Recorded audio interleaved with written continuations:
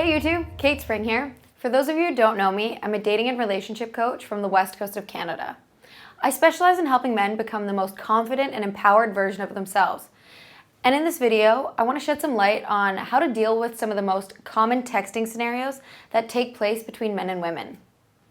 I want to give you some guidelines so that when these scenarios arise, you have the tools to deal with them and come out on top. So here are 4 very common scenarios and 4 solutions to go along with them.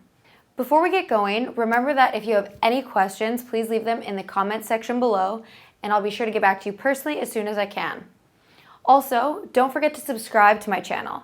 By doing so, you allow me to continue to create free content for you weekly. So subscribe, and also let me know what topics you want me to cover in the future. All right, let's get started. Just a heads up that these scenarios aren't in any particular order. The first scenario I want to cover is what to do when a girl doesn't text you back. I understand that this can be extremely annoying, but there are so many reasons why a girl isn't texting you back, and it isn't always that she's not interested in you. Although sometimes that is the case, sometimes it's just as simple as this girl has had a long day and couldn't be bothered to look at her phone. She could be really into you, but just not feel like texting at the moment. Whatever you do, do not keep texting her if she hasn't responded to your first one. You want to avoid blowing up her phone. Sending her text after text will only creep her out. It's super counterproductive. Everyone texts differently and the etiquette is very varied. A good rule is no more than 2 unanswered texts. Then it's up to her to come to you. Aside from not wanting to appear desperate, this is also important because in order for a woman's attraction and desire to grow for you, she too has to chase you.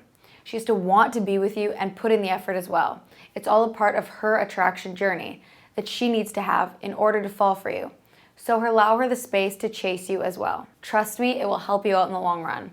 If after 2 unanswered texts she still hasn't responded to you, then file that one away in the swing and a miss pile.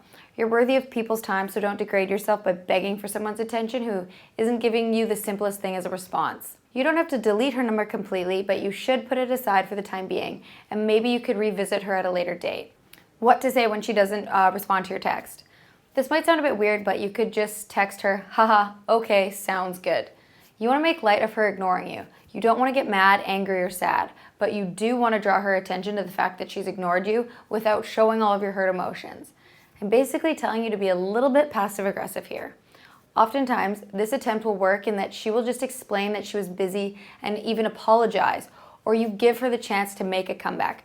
Either way, it's harmless and lighthearted. All else fails, if she hasn't responded to you in a few days, then pick up the phone and call her. Travel back in time to a place when phoning someone was acceptable. Call her, put her on the spot, or leave a voicemail. People who talk on the phone to me are fearless. Millennials nowadays attribute a great deal of their anxiety to talking on the phone or the fear of talking to someone on the phone. So be confident, call her, and go after what you want. If she doesn't answer or return the phone call or even a text, then you know where you stand and you should just move on. Scenario number 2, when she isn't giving you anything to work with. Have you ever been in a texting conversation that sounds something like this? Hey Hillary, get into any trouble this weekend? Her. Unfortunately, no. What about you? Oh, you know, the usual bank robbery, followed by a pretty major diamond heist, followed by a family dinner and drinks with friends. Her. Nice. You? What does your week look like? Her. Just work. Now, this isn't a bad conversation, but as you can see, your girl Hillary isn't really giving you much to work with in terms of conversation. She's giving short answers to your questions, and she isn't even really asking you anything in return. Hillary is giving you absolutely nothing. So what do you do when you're texting a girl and she's giving you less than nothing to work with? Well, you keep going, you keep doing what you're doing until you yourself get bored. You ask specific questions. Why you do this is because asking specific questions usually garners specific answers. Ask her questions so that she can give you more detailed and specific answers. Texting sucks when it's up to one person to keep the conversation going and exciting, and it feels like you're pulling teeth.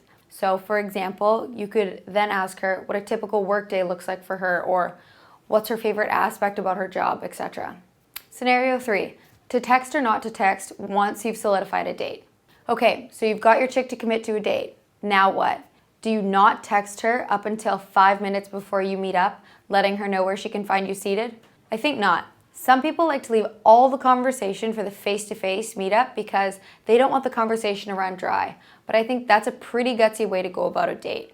If you don't talk for the few days leading up to your date and the time comes, a girl could easily ditch the date and not think twice because she never heard from you. If you text before the date, you get to know one another a bit better without the nerves of being face to face, and you also build some excitement to see one another, which is very crucial. So text in the lead up to the date.